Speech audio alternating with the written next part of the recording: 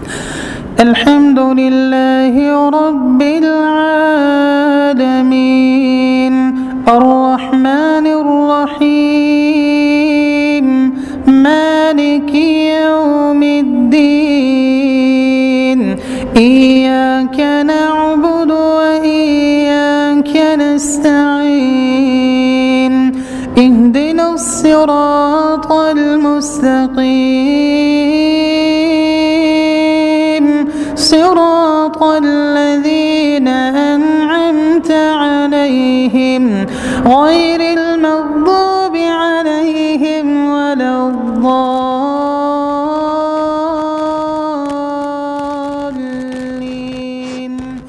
آمين.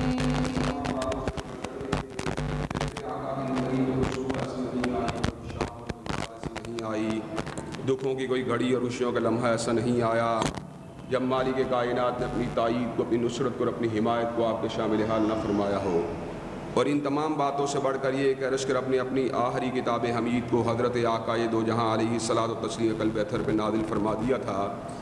اسی کتاب حمید کے ایک انتہائی اہم مضمون کے حوالے سے اپنی چند گزارشات کو میں آپ حضرات کے گوشے گزار کرنے کی جستجو کر رہا ہوں۔ حضرات گرامی قدر، موضوع سخن یہ ہے کہ ہماری زندگی کے اندر مشاکل کیوں آتی ہیں، ہماری زندگی میں مصائب کیوں آتے ہیں، ہماری زندگی میں تکالیف اور پریشانیاں کیوں آتی ہیں۔ جب ہم ان چیزوں کا صحیح معنوں میں انالیسس کر لیں گے، تجزیہ کر لیں گے، تو اللہ کے فضل و کرم سے ان ساری کی ساری باتوں کے اوپر پھر کور کرنا، ان کو کوپ کرنا، ان کا مقابلہ کرنا بھی اللہ تبارک و تعالیٰ کے فضل و کرم سے ہمارے لیے آسان ہو جائے گا۔ حضرات گرامی قدر، اس ضمن کے اندر میں دو باتوں کو آپ حضرات کے گوشے گزار کر چکا ہوں۔ پہلی بات یہ ہے کہ ہماری زندگی میں مشکلات کے آنے کی بہت بڑی وجہ اللہ تبارک و تعالیٰ کی توحید سے انحراف ہے۔ اللہ تبارک و تعالیٰ نے کلام اللہ کے اندر قوم موسیٰ کا ذکر کرتے ہوئے اس بات کا اعلان فرما دیا، ان الذین اتخذوا العجل سینالهم غضب فی الحیات الدنیا وکذلک نجزی المفترین، کہ وہ لوگ جنہوں نے اللہ تبارک و تعالیٰ کی ذات کو چھوڑ کر بچڑے کو اپنا معبود بنا لیا تھا، ان کے اوپر اللہ تبارک و تعالیٰ کا غضب ہوا اور دنیا کی زندگی کے اندر لعنت و ملامت ان کا مقدر بن گئی تھی۔ حضرات گرامی قدر، دوسرا نقطہ جس کو میں آپ حضرات کے گوشے گزار کرنے کی جستجو کرتا رہا وہ یہ ہے کہ جب بھی ہم اپنے پیغمبر علیہ السلام کے اسوے سے انحراف کرتے ہیں، ایسے عالم میں مالک کائنات کی ناراضگی کا ہمارے اوپر نزول ہوتا ہے، مالک کائنات کا غضب ہمارے اوپر وارد ہوتا ہے، جس کی وجہ سے ہماری زندگی میں مشکلات آتی ہیں، مصائب آتے ہیں، تکالیف آتی ہیں، دکھ آتے ہیں، درد آتے ہیں۔ اور اس ضمن میں میں نے آپ حضرات کے سامنے دو باتوں کو رکھا تھا۔ اللہ تبارک و تعالیٰ نے قوم موسیٰ کا ذکر کرتے ہوئے یہ بات ارشاد فرمائی کہ موسیٰ علیہ السلام جب کوہ طور پہ گئے تو جناب ہارون کو اس بات کی وصیت کر کے گئے تھے کہ میری قوم کے لوگوں کو توحید کے اوپر کاربند رکھنا، لیکن قوم موسیٰ کے لوگوں نے حضرت موسیٰ علیہ السلام کی نصیحت پہ عمل کرنے کی بجائے اللہ تبارک و تعالیٰ کی ذات سے انحراف کرنا شروع کر دیا، بچڑے کی پوجا کرنا شروع کر دی۔ تو حضرت موسیٰ علیہ السلام نے پلٹ کے یہ بات کہی تھی، امرتم ان یحل علیکم غضب من ربکم فاخلفتم موعدی، کیا تم نے اس بات کا ارادہ کر لیا ہے کہ اللہ تبارک و تعالیٰ کے غضب کا تمہارے اوپر نزول ہو، چنانچہ تم نے میری بات کو ماننے سے انکار کر دیا۔ اور دوسری بات جو اس ضمن میں نے آپ حضرات کے گوشے گزار کی وہ یہ تھی کہ اللہ تبارک و تعالیٰ کلام حمید میں اس بات کا اعلان فرماتے ہیں، فَلْيَحْذَرِ الَّذِينَ يُخَالِفُونَ عَنْ أَمْرِهِ أَن تُصِيبَهُمْ فِتْنَةٌ أَوْ يُصِيبَهُمْ عَذَابٌ أَلِيمٌ۔ وہ لوگ جو مدینے والے کی حدیث کو نہیں مانتے، ان کی سنت کو نہیں مانتے، ان کے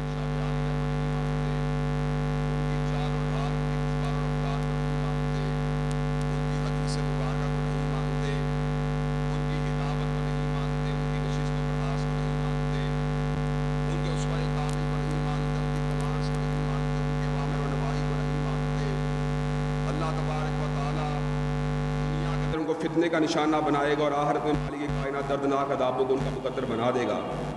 حضرات گرامی قدر، بہت سی وجوہات کو میں نے اس ضمن میں آپ حضرات کے گوشے گزار بھی کیا کہ والدین کی بات کو بلا دلیل ماننا، اپنے ائمہ کی بات کو بلا دلیل ماننا، اپنے علماء کی بات کو بلا دلیل ماننا، اپنی خواہشات کی پیروی کرنا اور دین کو اولڈ فیشن سمجھنا، یہ ساری کی ساری باتیں اسوہ رسول علیہ الصلوۃ والتسلیم سے انحراف کی بہت بڑی وجوہات ہیں۔ حضرات گرامی قدر، آج میں آپ حضرات کے سامنے اس بات رکھنے کے لیے جا رہا ہوں کہ اللہ تبارک و تعالیٰ نے کلام حمید میں اس بات کا اعلان فرمایا ہے زن کا کہ کوئی بھی شخص کلام سے انحراف کرے گا اس کی معیشت کو یا اس کے گزران کو اس کے اوپر تنگ کر دیں گے. حضرات گرامی قدر معیشت اور گزران کو تنگ کر دیں گے، اور ساتھ ہی مالک کائنات نے اعلان فرما دیا وَنَحْشُرُهُ يَوْمَ الْقِيَامَةِ يَعْمَى، اور قیامت کے دن اس شخص کو اندھا بنا دیں گے. حضرات گرامی کا ذرا غور کیجئے، اندھا بنانے والی بات تو بھی ہم نے نہیں دیکھی، لیکن ہماری معیشت کو تنگ کرنے والی بات، ہمارے گزران کو تنگ کرنے والی بات آج ہم اس کا سامنا کر رہے ہیں. حضرات گرامی قدر، کہ آج ہم جیون کے دکھوں کے اندر مبتلا نہیں ہیں، کہ آج ہم سینے کی گھٹن کے اندر مبتلا نہیں ہیں، کہ آج ہم دماغ کی پریشانیوں کے اندر مبتلا نہیں ہیں. یہ ساری کی ساری باتیں کیوں ہیں؟ من اعرض عن ذکری فإن لہ معیشۃ ضنکا، جو بھی قرآن مجید کو چھوڑے گا اللہ تبارک و تعالیٰ اس کے گزران کو، اس کے جیون کو، اس کی معیشت کے معاملات کو، اس کی معاشرت کے معاملات کو اس کے لیے تنگ بنا دیں گے. حضرات گرامی قدر، اس ضمن کے اندر دو باتوں کو آپ حضرات نے گوشے گزار کر کے اپنی بات کو آگے بڑھاؤں گا.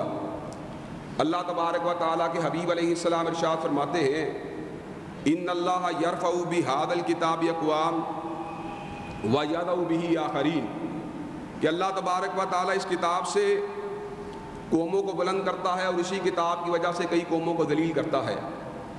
حضرات گرامی قدر، جب تک ہم قرآن کو تھامے رہے ہم دنیا میں معزز تھے، ہم دنیا میں محترم تھے، دنیا والے ہماری عزت کرتے تھے، لیکن جب ہم نے کلام حمید کو چھوڑ دیا آج ہم دنیا میں ذلیل ہو رہے ہیں، در بدر کی ٹھوکروں کھا رہے ہیں، ہمارا کوئی پرسان حال نہیں ہے. اسی وجہ سے حضرت علامہ اقبال نے یہ بات کہی تھی، وہ زمانے میں معزز تھے مسلمان ہو کر اور تم خار ہوئے تارک قرآن ہو کر، کہ ہم جب تک اس کلام کے اوپر چڑھتے رہے پوری دنیا کے اوپر بالادست رہے، لیکن جب ہم نے کلام حمید کو چھوڑ دیا اللہ تبارک و تعالیٰ نے ذلت کو ہمارا مقدر بنا دیا. اور ایک اور حدیث کو میں آپ حضرات کے گوشے گزار کرنا ضروری سمجھتا ہوں. سرور کائنات، امام کائنات، امام الانبیاء، خاتم المعصومین والنبیین، حضرت محمد رسول اللہ صلی اللہ علیہ وسلم ارشاد فرماتے ہیں کہ سورہ بقرہ، میری بات کے اوپر توجہ کے ساتھ غور کیجئے، سورہ بقرہ کو چھوڑنا باعث برکت ہے اور اس کو چھوڑنا باعث حسرت ہے. اس کا مطلب یہ ہے کہ جب کلام حمید کی ایک سورت کو چھوڑنا ہمارے لیے حسرت کی بات بن جائے گی، تو پورے کے پورے کلام حمید کو چھوڑنا اس سے بڑی حسرت کی کیا بات ہو سکتی ہے. حضرات گرامی قدر، اور یہاں پر میں آپ حضرات کے سامنے پھر دو باتوں کو رکھنے جا رہا ہوں. وہ دو باتیں کیا ہیں؟ قرآن مجید کو چھوڑنے کا مفہوم کیا ہے؟ ایک چھوڑنا تو یہ ہے کہ اس کی تلاوت کو چھوڑ دینا، اس کو پڑھنا چھوڑ دینا، اس کے الفاظ کو اپنے گھروں کے اندر دہرانا چھوڑ دینا. اور آج ہم اس بات کو بڑے آرام سے محسوس کر سکتے ہیں، بڑے آرام سے اس بات پہ غور کر سکتے ہیں، بڑے آرام سے اس بات کو سمجھ سکتے ہیں کہ آج ہمارے گھروں میں قرآن مجید کی تلاوت موقوف ہو چکی ہے. موسیقی نے، ڈائجسٹوں نے، انٹرنیٹ نے، کیبل نے، دوستوں کی مجلسوں نے، فیملی کے فنکشنز نے کلام حمید سے ہم کو بڑا دور کر دیا ہے. آج ہم اس بات کو محسوس کرتے ہیں کہ کلام حمید کی تلاوت کرنا، اس کو پڑھنا، یہ ہمارے لیے بڑا مشکل ہو چکا ہے. اور آج امت مسلمہ، جسے امت کہتے ہوئے ہمیں شرم آنی چاہیے، اس کا عالم بحیثیت مجموعی یہ ہے کہ امت مسلمہ کے اندر بڑے بڑے پڑھے لکھے لوگ موجود ہیں، ڈاکٹر موجود ہیں، انجینئر موجود ہیں، ماہر اقتصادیات موجود ہیں، ماہر صنعت موجود ہیں، بزنس مینجمنٹ کے ماہر موجود ہیں. آج امت کے اندر بڑے بڑے تجربہ کار پولیٹیشین موجود ہیں، بڑے بڑے تجربہ کار سائنٹسٹ موجود ہیں، لیکن امت مسلمہ کی بحیثیت مجموعی کیفیت کیا ہے کہ ناظرہ قرآن پڑھنے والوں، میں حافظوں کی بات نہیں کر رہا، ناظرہ قرآن پڑھنے والے 5% سے زیادہ امت کا حصہ نہیں ہے. حضرات گرامی قدر، آپ 50 سال 60 سالہ کسی بزرگ کو پکڑیں، سروے کر لیں، آپ اس سے قرآن مجید کا ناظرہ پڑھوا کے دیکھ لیجئے، وہ ناظرہ پڑھنے کے اوپر قاصر نہیں ہے، ناظرہ پڑھنے سے قاصر ہے، ناظرہ پڑھنے کے اوپر قادر نہیں ہے. حضرات گرامی قدر، اور مجھے یہ بات کہنے کے اندر کوئی بات نہیں کہ ملک کے اندر آج تباہی کی وجہ، آج ملک کی زبوحالی کی وجہ، آج ملک کی ابتر معیشت و معاشرت کی بہت بڑی وجہ یہ ہے کہ ہمارے سیاسی رہنما اور سیاسی قائدین قرآن سمجھنا تو بڑی دور کی بات ہے، قرآن مجید کو متن کے لحاظ سے بھی نہیں پڑھ سکتے۔ اور اس ملک کے اندر ایک ایسا وزیر بھی گزرا جو فوج کا ایک سینئر اہلکار تھا، لیفٹیننٹ جنرل تھا، اس نے بڑی ایک عجیب بات کہی تھی۔ اس نے کہا قرآن مجید کے 40 پارے ہیں، حضرات گرامی قدر جہاں پر پوزیشن یہ ہو کہ ہم کلام حمید کو پڑھنا تو بڑی دور کی بات ہے، صحیح معنوں میں اس کے پاروں کی تعداد کا بھی ہمیں علم نہ ہو، ایسے عالم میں ہم اس بات کی توقع کریں کہ ہماری معیشت کے حالات بہتر ہو جائیں گے، ہمارے معاشی معاملات سدھر جائیں گے، یہ ہماری بہت بڑی ہم خیالی ہے۔ اللہ نے بجا طور پہ یہ بات کہی ہے، من اعرض عن ذکری فإن لہ معیشۃ ضنکا، جو میرے ذکر کو چھوڑے گا، جو میرے ذکر سے روگردانی کرے گا، میں اس کے جیون کو اس کے اوپر تنگ کر دوں گا۔ حضرات گرامی قدر، ایک معاملہ تو یہ ہے کہ ہم قرآن کو پڑھتے ہی نہیں۔ قرآن سے ہمارے تعلق کی کیفیت کیا ہے؟ قرآن سے ہمارے تعلق کا بنیادی طور پہ عالم یہ ہے، جھگڑا ہو یاد رکھ قرآن اٹھا لینا، بیٹی گھر سے جا رہی ہے، اس کے سر کے اوپر قرآن مجید کو ہم لگا رہے ہیں، اس کے نیچے سے بیٹی کو گزار رہے ہیں، شاید قرآن مجید کے نیچے سے گزارنے کے ذریعے اس کے آئندہ آنے والی زندگی اور سسرالی معاملات بہتر ہو جائیں۔ حضرات گرامی قدر، جب کسی کا جنازہ اٹھتا ہے تو ایسے عالم میں ہماری کیفیت کیا ہوتی ہے؟ الٹا سیدھا قرآن پکڑ کر 25-30 بچوں کو بٹھا کر ہم ایصال ثواب کے لیے قرآن مجید کی ایک مجلس کو وبا کروا لیتے ہیں۔ اور مقصود کیا ہوتا ہے؟ مقصود یہ ہوتا ہے اس کے ذریعے اپنی میت کو بخشوا لیا جائے، اپنے مردے کے عذاب میں کمی کروا لی جائے۔ حضرات، ہمارا قرآن جی سے تعلق کا عالم یہ ہے کہ کئی گھروں کے اندر مدت مدید تک قرآن مجید جزدان میں لپٹا رہتا ہے، قرآن مجید اس کے اوپر ایک کپڑے کو چڑھایا گیا ہوتا ہے، قرآن مجید کو کپڑے کے اوپر چڑھا کر، کپڑے میں لپیٹ کر ہم طاق میں رکھ دیتے ہیں اور مدت مدید تک قرآن مجید کو دیکھنا بھی گوارا نہیں کرتے۔ حضرات، ایک تو چھوڑنے کی کیفیت یہ ہے کہ ہم نے اس کی تلاوت کو موقوف کر دیا ہے، اس کے پڑھنے کو موقوف کر دیا ہے۔ اور مجھے آج تک یہ بات کبھی نہیں بھولی کہ 12ویں جماعت کا طالب علم تھا، میں بورڈ کے پیپر دینے کے لیے جا رہا تھا، اسلامیات کا پیپر تھا، ایک بڑا ہی برائٹ اسٹوڈنٹ جو پڑھائی کے اندر انتہائی عبور رکھنے والا تھا، میرے سے ڈسکس کرتے ہوئے یہ بات کہنے لگا کہ حافظ صاحب یہ بات بتلائیں دنیا کیسے بنی؟ میں نے کہا تم نے قرآن مجید نہیں پڑھا؟ قرآن مجید میں اللہ تبارک و تعالیٰ نے اس بات کا ذکر کیا ہے کہ میں نے 6 دن میں زمین و آسمان کو بنا دیا۔ تو جواب میں اس نے مجھے جو جواب دیا اس نے مجھے حیرت ادا کر دیا۔ اس نے کہا حافظ صاحب میں سینٹ اینتھنی کا اسٹوڈنٹ تھا، مجھے یہ تو پتہ نہیں قرآن مجید میں دنیا کے بننے کا کیا خبر ہے، مجھے اتنا پتہ ہے بائبل کے اندر یہ الفاظ موجود تھے کہ لیٹ اٹ لائٹ، کہ روشنی عام ہو جانی چاہیے، روشنی کے ذریعے پوری کائنات کو اللہ نے تخلیق کیا۔ میں حیران رہ گیا، ایک نظریاتی مملکت میں جس کی بنیاد کلمہ طیبہ ہے، کلمہ طیبہ کے نام پر بننے والے اس دیش میں بے شمار طالب علم ایسے ہیں جنہوں نے پوری کی پوری زندگی کبھی قرآن مجید کو دیکھنا بھی گوارا نہیں کیا، اور بائبل کا مطالعہ بے شمار لوگ کر چکے ہیں۔ مجھے یہ بات بتلائیں وہ بائبل جس کے الفاظ بدل چکے، جس کا متن بدل چکا، جس کے معنی بدل چکے، جس کا مفہوم بدل چکا، اس کو تو ہم پڑھنے کے لیے تیار ہیں، لیکن قرآن مجید جس کے بارے میں اللہ تبارک و تعالیٰ کا وعدہ اعلان ہے، انا نحن نزلنا الذکر وانا لہ لحافظون، بے شک ہم نے ذکر کو نازل کیا اور بے شک ہم اس کی حفاظت کرنے والے ہیں۔ اس قرآن مجید کو آج ہم پڑھنے کے لیے بھی آمادہ و تیار نہیں ہیں۔ حضرات گرامی قدر، اور دوسرا مفہوم اس سے اعراض کرنے کا یہ ہے، اس سے انحراف کرنے کا یہ ہے کہ ہم نے اس کے متن کو تو پڑھ لیا، لیکن ہم نے اس کے مفہوم پہ عمل نہیں کیا، ہم نے اس کے معانی پہ عمل نہیں کیا، ہم نے اس کے پیغام پہ عمل نہیں کیا۔ یہ چھوڑنے کی پہلے سے بھی زیادہ بدتر قسم ہے۔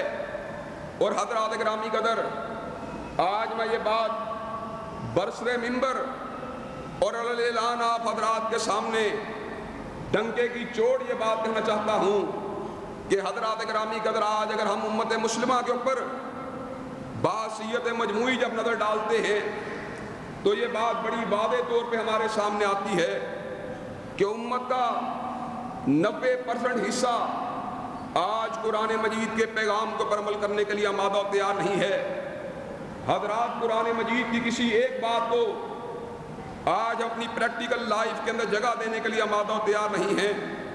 نہ ہم قرآن کے عقائد کو مانتے ہیں، نہ ہم قرآن مجید کے معاملات کو مانتے ہیں، نہ ہم قرآن کے کاروبار کو مانتے ہیں، نہ ہم قرآن کی اقتصادیات کو مانتے ہیں، نہ ہم قرآن کی آئلی اور گھریلو زندگی کو مانتے ہیں۔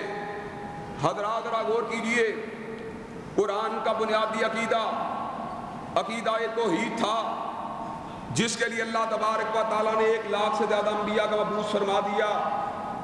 اللہ تبارک و تعالیٰ کا واضح اعلان ہے، وَمَا أَرْسَلْنَا مِن قَبْلِكَ مِن رَّسُولٍ إِلَّا نُوحِي إِلَيْهِ أَنَّهُ لَا إِلَٰهَ إِلَّا أَنَا فَاعْبُدُونِ۔ جتنے بھی انبیاء آئے، چاہے آدم ہوں، چاہے نوح ہوں، چاہے ابراہیم ہوں، چاہے موسیٰ ہوں، چاہے عیسیٰ ہوں، چاہے زکریا ہوں، چاہے یحییٰ ہوں، چاہے حضرت رسول اللہ ہوں، ایک ہی دعوت کو لے کے آئے، نہ شجر کے سامنے جھکو، نہ حجر کے سامنے جھکو، نہ سورج کے سامنے جھکو، نہ ستارے کے سامنے جھکو، نہ مرکز کے سامنے جھکو، نہ مدار کے سامنے جھکو، نہ گنبد کے سامنے جھکو، نہ دیوار کے سامنے جھکو۔ انبیاء علیہ السلام نے ایک مشن کا اعلان فرما دیا، کٹنا گوارا کر لینا، مرنا گوارا کر لینا، مگر غیر اللہ کے آستانے پہ جھکنا گوارا نہیں کرنا۔ انبیاء کی دعوت، قرآن کی دعوت کیا تھی؟ میری بات کو توجہ کے ساتھ سن لیجئے، وَلَا يَأْمُرَكُمْ أَن تَتَّخِذُوا الْمَلَائِكَةَ وَالنَّبِيِّينَ بعد اذ انتم مسلمون۔ تمہیں اس بات کا حکم دیا گیا کہ نبی اور ملائکہ کو اللہ کو چھوڑ کے رب اسلام کو لانے کے بعد کفر کا حکم دیا جائے گا۔ بات کا مفہوم اور معنی کیا ہے؟ اگر نبیوں کی پوجا نہیں ہو سکتی، اگر ملائکہ کی پوجا نہیں ہو سکتی، تو مجھے یہ بات بتلائیے ولیوں کی پوجا کیسے ہو سکتی ہے، پیروں فقیروں کی پوجا کیسے ہو سکتی ہے؟ آج سوچنے کی بات یہ ہے، حضرت رسول اللہ نے اعلان فرما دیا، لعن اللہ الیہود والنصارى اتخذوا قبور انبیائہم مساجدا۔ اللہ کی لعنت ہو، یہودیوں کے اوپر بھی ہو، نصرانیوں کے اوپر بھی ہو۔ حضور بیمار ہیں، لعنت فرما رہے ہیں، زندگی کے آخری ایام ہیں۔ صحابہ حیران ہو گئے، وہ نبی جو ساری زندگی اپنے دشمنوں کو بھی دعائیں دیتا رہا، آج کیوں بد دعا دے رہا ہے؟ کہا بد دعا اس لیے دیتا ہوں کہ مسئلہ توحید کا ہے۔ آقا کیا مسئلہ ہے؟ کہ اللہ کی لعنت ہو، یہودیوں کے اوپر ہو، نصرانیوں کے اوپر ہو۔ آقا کیوں ہو؟ کہا اتخذوا قبور انبیائہم مساجدا، انہوں نے اپنے نبیوں کی قبروں کو سجدہ گاہ بنا لیا تھا۔ حضرات یہود و نصارہ لعنت کے مستحق ٹھہرے اس لیے کہ انہوں نے اپنے نبیوں کی قبروں کو سجدہ گاہ بنا لیا۔ نبیوں کی قبروں کو پر سجدہ کرنا یہ تو لعنت والا کام ہے، اور جو نبیوں کی بجائے محلے کے پیر کی قبر پہ سجدہ کرے، محلے کے فقیر کی قبر پہ سجدہ کرے، اس کے بارے میں کلام حمید کا اور حضرت رسول اللہ صلی اللہ علیہ وسلم کا فیصلہ کیا ہوگا؟ ہم قرآن کے عقائد کو نہیں مانتے، اس کے عقیدے کو ذرا برابر بھی جگہ دینے کے لیے تیار نہیں۔ میں ماہ رمضان کی آخری پاک رات 29ویں کی صبح دنیا ٹی وی کے اوپر موجود تھا۔ 2 سوال مجھ سے کیے گئے اور دونوں کے دونوں سوال چبھتے ہوئے انداز میں کیے گئے۔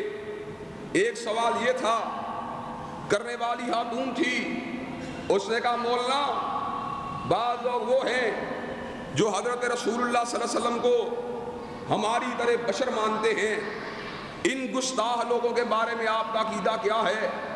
یعنی سوال کے اندر بھی پوچھنے والی بات نہیں بلکہ طنزیہ لہجہ تھا۔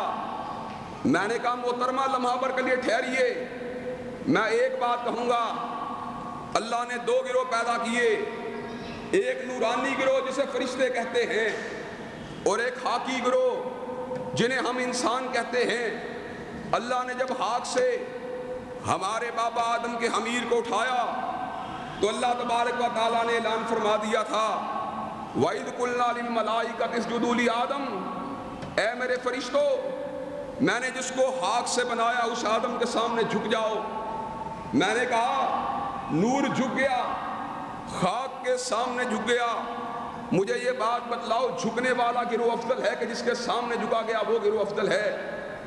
جب آقا ہم ان کو نور کہیں گے تو وہ جھکنے والے گروہ میں شامل ہوں گے، جب ان کو خاکی کہیں گے، آدم کا بیٹا کہیں گے، تو وہ اس گروہ میں شامل ہوں گے جس کے سامنے اللہ نے نوریوں کو جھکنے کا حکم دیا تھا۔ میں نے کہا باقی رہی یہ بات کہ معاذ اللہ ثم معاذ اللہ، کیا ہم حضرت حضور والا کو اپنے برابر کا سمجھتے ہیں؟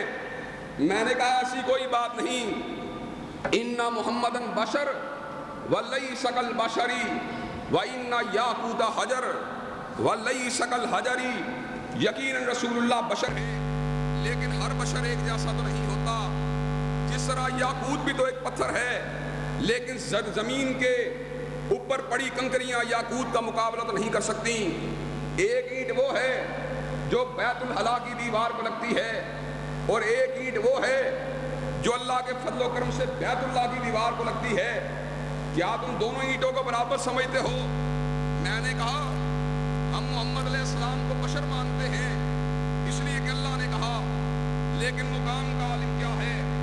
ہم باپ کو حضور کے برابر نہیں مانتے، ماں کو حضور کے برابر نہیں مانتے، دادا کو حضور کے برابر نہیں مانتے، عالم کو حضور کے برابر نہیں مانتے، مجتہد کو حضور کے برابر نہیں مانتے، مجدد کو حضور کے برابر نہیں مانتے، صحابی کو حضور کے برابر نہیں مانتے، تابعی کو حضور کے برابر نہیں مانتے، نبی اللہ کو حضور کے برابر نہیں مانتے، آدم کو حضور کے برابر نہیں مانتے، ابراہیم کو حضور کے برابر نہیں مانتے، موسیٰ کو حضور کے برابر نہیں مانتے، عیسیٰ کو حضور کے برابر نہیں مانتے، مشرق والوں کو حضور کے برابر نہیں مانتے، مغرب والوں کو حضور کے برابر نہیں مانتے، پچھم والوں کو حضور کے برابر نہیں مانتے، پورب والوں کو حضور کے برابر نہیں مانتے۔ ہمارا عقیدہ یہ ہے قل یا ایھا الناس انی رسول اللہ الیکم جمیعا، کائنات کے لوگوں سن لو، آج وہ آیا ہے جو عربیوں کا بھی بڑا، جو اجمیوں کا بھی بڑا، جو مشرق والوں کا بڑا، جو مغرب والوں کا بڑا، جو شمال کا بڑا، جو جنوب کا بڑا، سارے زمانوں کا بڑا، سارے مکانوں کا بڑا۔ میں نے کہا سن لو، ہم حضور علیہ السلام کو صرف اور صرف مکانوں کا امام نہیں مانتے بلکہ زمانوں کا بھی امام مانتے ہیں۔ ہم حضور کو کیلنڈر کا بھی امام مانتے ہیں اور گھڑی کی سوئیوں کا بھی امام مانتے ہیں۔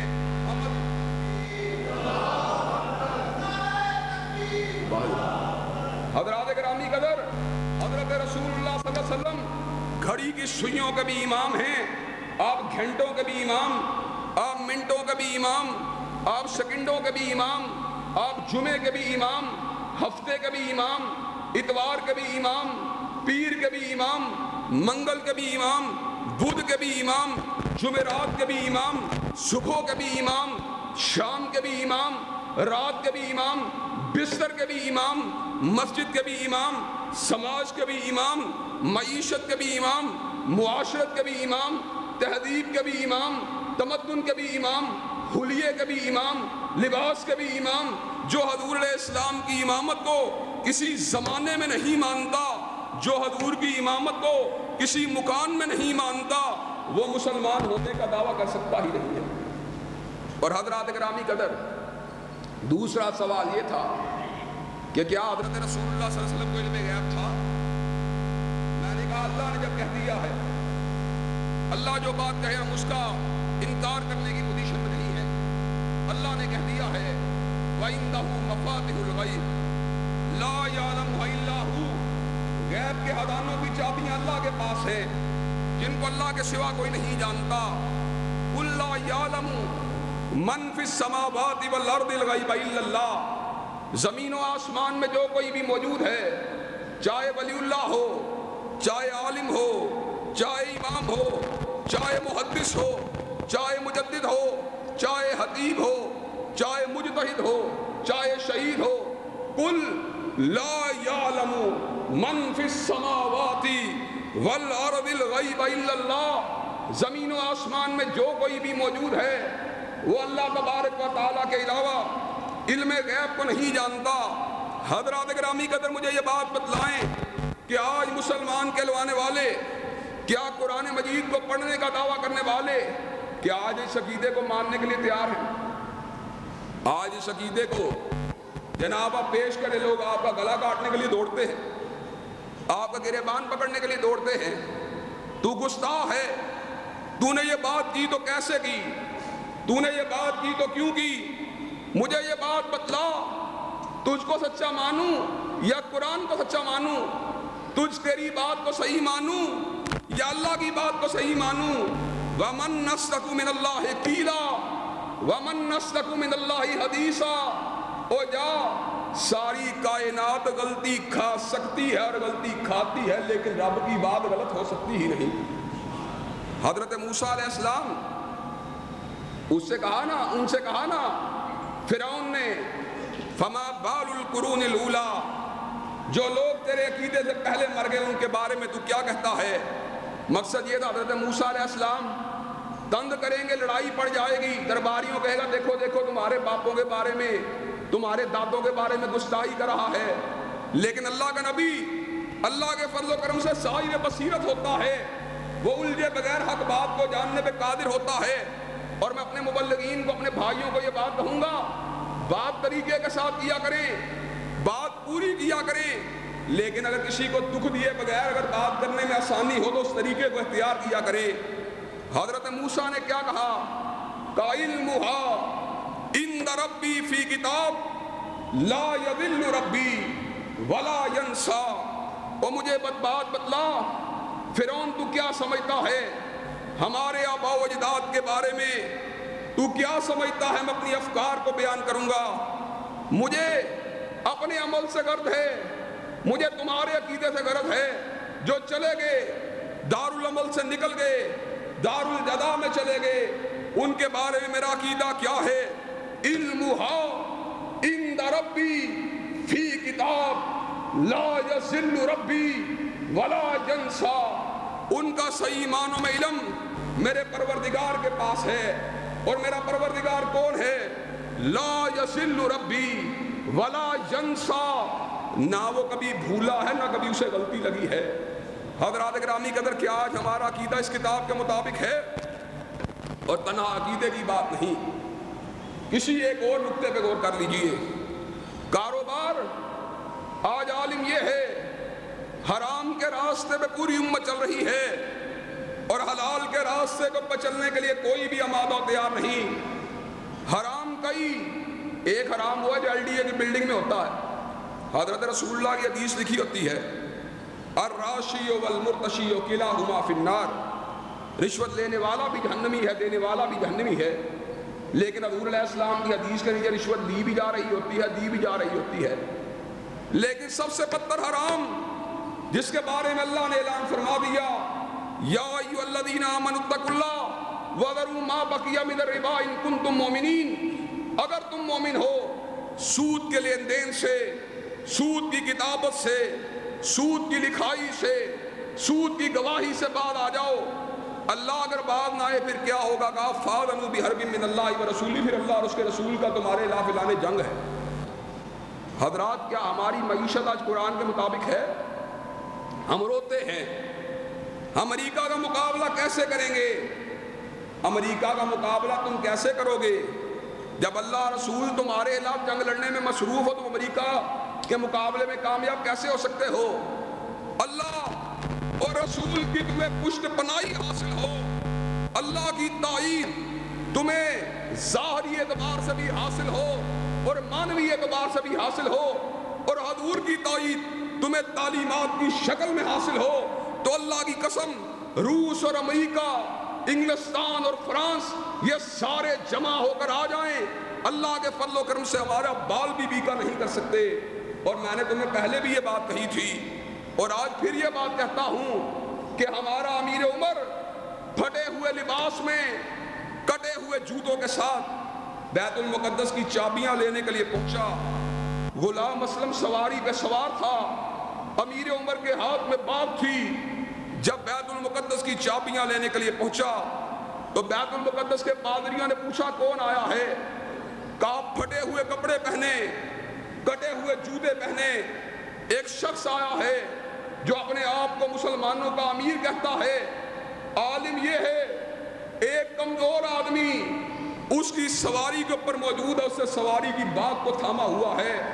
تو ایسے عالم میں پادری نے کہا بیت المقدس کی چابیاں اس کے حوالے کر دو، اس لیے کہ ہم نے انجیل مقدس میں اس بات کو پڑھا تھا جو بیت المقدس کی چابیاں حاصل کرے گا اس کا حلیہ، اس کا انداز یہی ہوگا۔ حضرات آج عالم کیا ہے؟ کیا ہماری معیشت قرآن کے مطابق؟ کیا ہماری معاشرت قرآن کے مطابق؟ ہمارا عالم تو یہ ہے، بات کو میں انشاءاللہ اگلے جمعے کنٹینیو رکھوں گا، آج اس بات پہ اپنی بات کو موقوف کروں گا۔ ہمارا عالم یہ ہے وقال الرسول یا ربی ان قوم اتخذوا هذا القرآن مہجورا۔ حضرات گرامی قدر، پورا قرآن اللہ کا فرمان اور پورے قرآن میں واحد وہ حدیث جس کا راوی اللہ ہے اور بیان کرنے والے رسول اللہ ہیں، یہ وہ حدیث ہے۔ ایک حدیث وہ ہوتی ہے جس کو رسول اللہ بیان کریں اور اللہ سے روایت کرے، اس کو حدیث قدسی کہتے ہیں، لیکن یہ واحد حدیث روایت کرنے والا اللہ ہے اور بات کرنے والے رسول اللہ ہیں۔ وقال الرسول یا ربی ان قوم اتخذوا هذا القرآن مہجورا۔ حضرت رسول اللہ کی بارگاہ میں آ کر قیامت کا دن شکوہ کریں گے، اللہ میری قوم کے لوگوں نے قرآن کو پس پل ڈال دیا، قرآن کو بلا دیا، قرآن کو اگنور کر دیا، ہم نے اللہ کو پامال، ہم نے اللہ کے فرمان کو پامال کیا، اللہ نے ہمیں پائمال کر رکھ دیا۔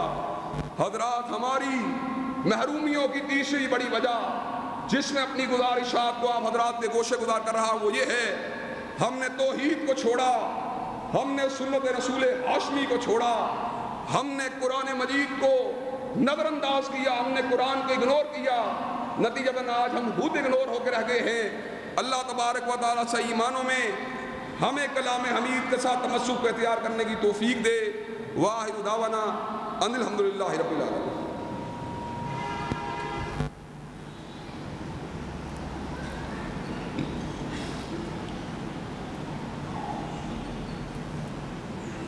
الحمدللہ نحمدہ ونستعینہ ونستغفرہ ونؤمن بہ ونتوکل علیہ ونعوذ باللہ من شرور انفسنا ومن سیئات اعمالنا من یهده اللہ فلا مضل له ومن یضلل فلا ہادی له واشهد ان لا الہ الا اللہ واشهد ان محمدا عبدہ ورسولہ اما بعد فإن خیر الحدیث کتاب اللہ وخیر الہدی ہدی محمد صلی اللہ علیہ وسلم وشر الامور محدثاتها وکل محدثۃ بدعہ وکل بدعۃ ضلالہ وکل ضلالۃ فی النار۔ حضرات گرامی قدر، آج مسلمان دلیل ہے، در بدر کی ٹھوکریں کھا رہا ہے۔ ضربت علیہم الذلۃ والمسکنہ، ہمارے اوپر اللہ نے ذلت اور مسکنت کو، ذلت اور رسوائی کو ہمارے اوپر مسلط کر دیا ہے۔ اللہ نے قوم یہود کے اوپر بھی اسی چیز کو مسلط کیا تھا، اللہ نے اس کی وجہ کو بھی بیان کیا ہے۔ وجہ کیا ہے؟ ذالک بانہم کانوا یکفرون بآیات اللہ، یہودی ذلیل اس لیے ہوئے تھے کہ وہ اللہ تبارک و تعالیٰ کی آیات کو جھٹلاتے تھے۔ آج ہم ذلیل کیوں ہیں؟ ہم نے بھی اللہ تبارک و تعالیٰ کی آیات سے روگردانی کو اختیار کر لیا ہے۔ قرآن پڑھنا ہمارے لیے مشکل ہے، سسپینس ڈائجسٹ پڑھنا ہمارے لیے آسان ہے، قل ہو اللہ پڑھنا ہمارے لیے مشکل ہے، برنرڈ شاہ کا قول پڑھنا ہمارے لیے آسان ہے، فلق اور ناس پڑھنا ہمارے لیے مشکل ہے، لیکن ڈراموں کے ڈائلاگ بولنا ہمارے لیے آسان ہے۔ آج ہمارا عالم کیا ہے؟ ہم قرآن مجید اس کو حفظ کرنا تو بڑی دور کی بات ہے، اس کو ناظرہ پڑھنے سے بھی قاصر ہو چکے ہیں، اگنور کر دیا ہے۔ 5 نمازیں پڑھتے ہوتے چلو، ہر نماز کے اندر الحمد کے بعد کچھ نہ کچھ تو قرآن پڑھتے، لیکن نماز پڑھنے کی ہمیں توفیق نہیں۔ فجر کے وقت ہم مدہوشی کی نیند سو رہے ہوتے ہیں، ظہر کے وقت ہم لنچ بریک کے اندر مصروف ہوتے ہیں، عصر کا ٹائم گاہکوں کے ساتھ ڈیل کرنے کا ٹائم ہوتا ہے، مغرب کا ٹائم ایوننگ واک کی نظر ہو جاتا ہے، عشاء کا وقت کسی ڈنر پارٹی کی نظر ہو جاتا ہے۔ تہجد ہم اس لیے نہیں پڑھ سکتے کہ ہم کھانا ہی اتنا کھا کے آئے ہوتے ہیں کہ اس کا خمار ہی ہمیں اٹھنے نہیں دیتا۔ حضرات، ہم نے قرآن مجید کو بلا دیا، جب ہم نے اللہ کو بلایا تو پھر اللہ نے بھی ہمیں بلا دیا۔ اس نے کہا تھا فَاسْكُرُونِي أَذْكُرْكُمْ وَاشْكُرُوا لِي وَلَا تَكْفُرُونَ، تم میرا ذکر کرو میں تمہارا ذکر کروں گا، تم مجھے یاد کرو میں تمہیں یاد کروں گا، تم میرے راستے پہ چلو، میری تسبیح کو بیان کرو، میرا ذکر کرو، میں تمہارے اوپر رحمتوں کی برکھا کو برساؤں گا۔ یا ایھا الذین آمنوا اذکروا اللہ ذکرا کثیرا وسبحوہ بکرۃ واسیلا، مومنو صبح و شام کثرت سے اللہ کا ذکر کیا کرو اور صبح و شام اس کی تسبیح کو بیان کیا کرو۔ اللہ پھر ہوگا کیا؟ کہا هو الذی یصلی علیکم وملائکتہ لیخرجکم من الظلمات الی النور وکان بالمؤمنین رحیما، تمہاری زندگی کے اندھیرے دور کر دوں گا، تمہاری زندگی کے اندھیرے دور کر دوں گا، تمہیں روشنیوں کے اوپر چلا دوں گا۔ آج اندھیروں کے اندر ہم ٹھوکریں کھا رہے ہیں، بغیر وجہ سے گھر بیٹھے پریشان ہیں، روحیں اداس ہیں، دماغ بے چین ہیں۔ کیوں بے چین ہیں؟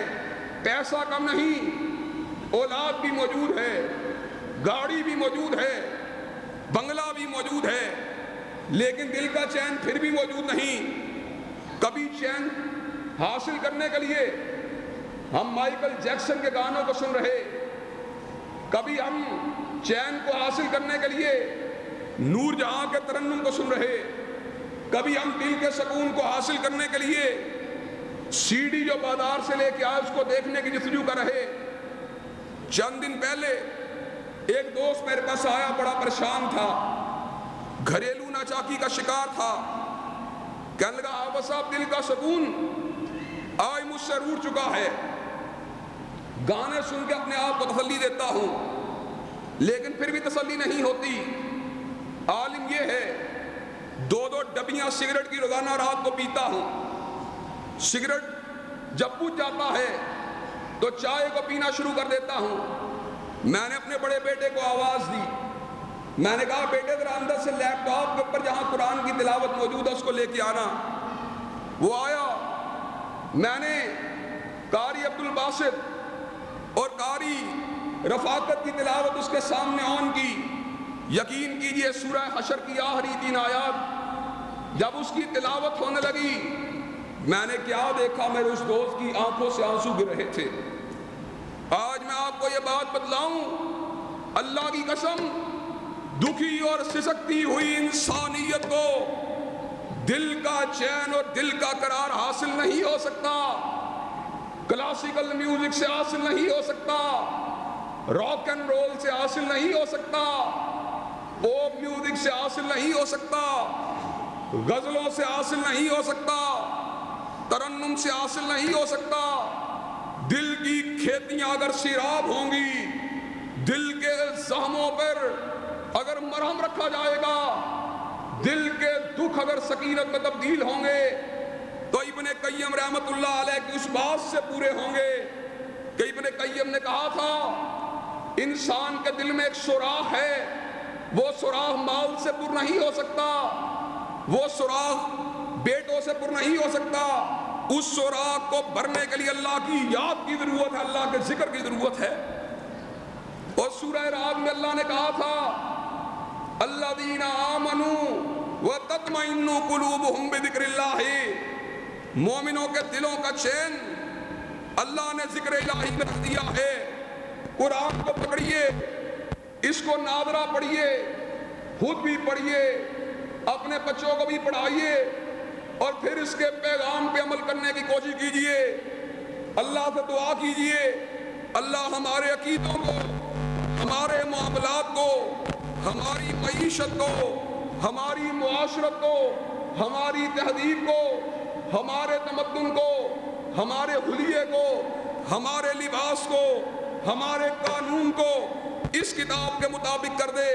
اور پھر وہی بات، نواز شریف و زرداری کا قانون ملک کی بہتری کا باعث نہیں بن سکتا۔ اللہ کی قسم ہے، قانون اگر چلے گا جس سے معاشرے کی تقدیر بدلے گی، جو امریکہ کو بھگا دے گا، جو معاشرے کے اندر جاگیردارانہ اور سرمایہ دارانہ بربریت کا کلا کما کرے گا، جو استحصال اور استحصال کو ختم کرے گا، جو پسی ہوئی انسانیت کو بالا دست کرے گا، جو مجبوروں کو اور مقبوروں کو زندہ رہنے کے قابل بنائے گا، وہ قانون اللہ کی قسم انگلستان سے نہیں آئے گا، وہ قانون چین سے نہیں آئے گا، وہ قانون امریکہ سے نہیں آئے گا، وہ قانون اگر آئے گا تو آسمان کی بلندیوں سے نازل ہونے والی اس کتاب کے نفاذ کے ذریعے آئے گا۔ اور پھر وہی بات کہوں گا جو ہمیشہ کہتا ہوں، اور کئی لوگ مجھ سے پوچھتے ہیں مرید کے میں یہ بات، کئی لوگ مجھ سے پوچھنے لگے حافظ صاحب کب نکلو گے؟ میں نے کہا انشاءاللہ جس دن 10,000 بندے ہمارے پاس ہو گئے انشاءاللہ ہم نکل پڑیں گے، اور جب ہم نکلیں گے تو انشاءاللہ پھر اس وقت تک نہیں بیٹھیں گے جب تک اسلام آباد کے اوپر کالی کملی والے کے جھنڈے کو لگا نہیں دیا جاتا اور قرآن کا نافذ نہیں کر دیا جاتا۔ اور آج ہم قرآن کے قانون سے نکلنے کے لیے انشاءاللہ تیار ہیں نا؟ قرآن کے قانون کو ریاست کا قانون بنانے کے لیے تیار ہیں انشاءاللہ۔ زمین اللہ کی ہے، الا لہ الخلق والامر، جب بنایا اس نے ہے تو قانون بھی اسی کا چلنا چاہیے۔ ان الحکم الا للہ، زمین اللہ کی ہے اور اللہ کی زمین کے اوپر غیر کا قانون نہیں چل سکتا۔ ومن لم یحکم بما انزل اللہ فاولئک هم الظالمون فاولئک هم الفاسقون فاولئک هم الکافرون۔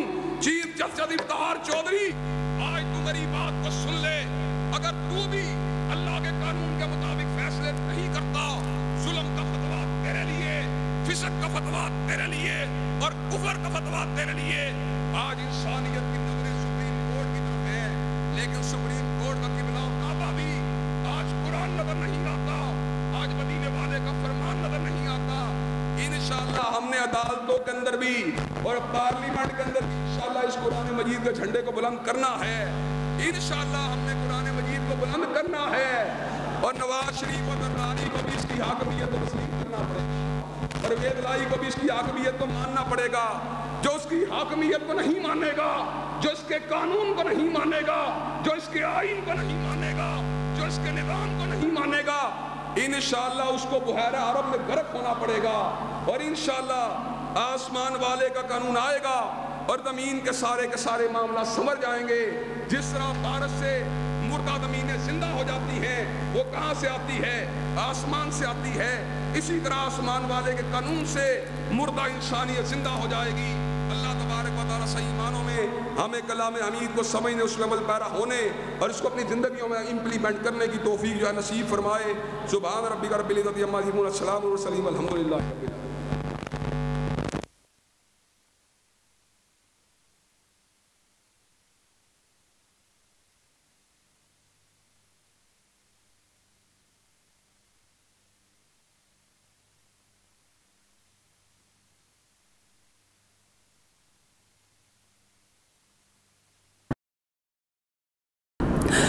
الحمد لله رب العالمين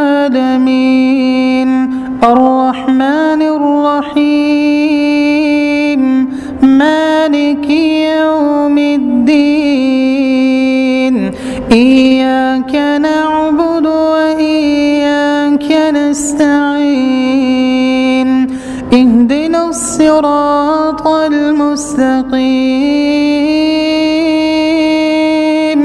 صراط الذين أنعمت عليهم غير المغضوب عليهم ولا الضالين